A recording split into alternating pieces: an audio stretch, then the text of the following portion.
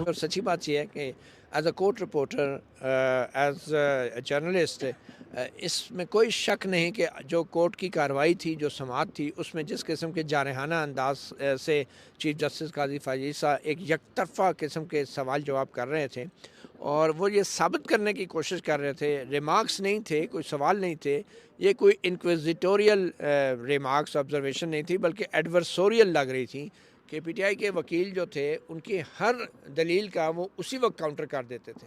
और हसनात यहाँ भी आर्टिकल एक 17 एक का हवाला ही नहीं, हवाला पूरे नहीं जजमेंट में आप देखें आर्टिकल 17 का जिक्र ही नहीं। है। और ये सियासी जमातों के अंदर के इंतखाबात का जो मामला है, ये किसी भी कानून के तहत इसको शर्त नहीं बनाया तो जा कोई सकता। शक नहीं कि इरेगुलरिटीज हुई इलेक्शन में, और सारी जमातों की होती है। पीटीआई की। नून लीग ने कब इलेक्शन कराया? इलेक्शन कब कराया? और उनको जब जो सूरत हाल सारी कुछ थी, अगर रियासत के बयानिए के साथ नून लीग ना होती तो उनके साथ क्या होता? देखें, बात यह है कि परसेप्शन क्या गई है। जस्टिस काजी फैसला जो मर्जी जितनी, और ना कॉन्स्टिट्यूशन का हवाला ना किसी जजमेंट का हवाला, सिर्फ कि जी फलां हाई कोर्ट चले गए फलां।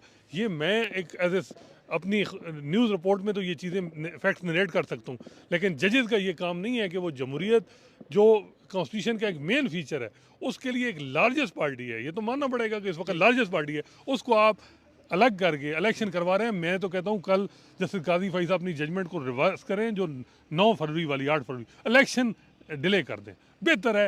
एस्टैब्लिशमेंट चाह रही है इलेक्शन डिले का, अच्छा, बजाय इसके केस में। आपको लगता है कि कहीं कोई ऐसी भी गिव एंड टेक हो सकती है कि 8 फरवरी जो पत्थर पे लकीर है, वो पत्थर पे लकीर तभी होगी कि जब बल्ला नहीं होगा? कोई फायदा नहीं है मेरा ख्याल है। क्योंकि ये नजर आ रहा है कि अब 8 फरवरी को इलेक्शन हो जाएंगे, अब तो किसी को वो भी नहीं, नहीं होगा।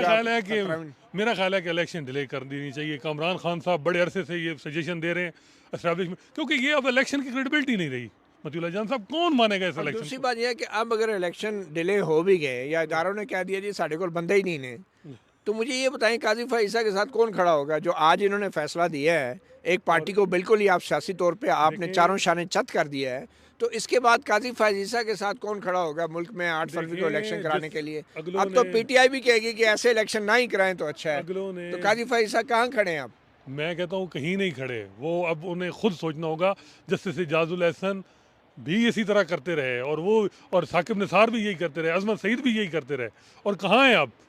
देखिए, मैं वही बता रहा हूँ कि ये परसेप्शन क्या गई है। हम तो 2 दिन से यही कह रहे थे कि ये मामला, ये आपके साथ जितना पीटीआई ने किया उससे 2 गुना ज़्यादा उस वक्त की इस्टेब्लिशमेंट ने किया। और ये जो मामलात हैं माजरत के साथ जो कुछ आपने किया है, तो फिर तो जो इमरान खान कहता है कि जी ये सारा कुछ है, ये तो वाजिब सही साबित हो गया ना। और आपके हवाले से जो बात थी कि जी आप उनको देखें, उनका लेवल प्लेइंग फील्ड का मामला आया, अब जो मर्जी आप, अब लेवल प्लेइंग फील्ड नहीं मिलेगी। आप कहें जी आप रास्ता ना करें फलां, अब उनके बंदे ही नहीं होंगे।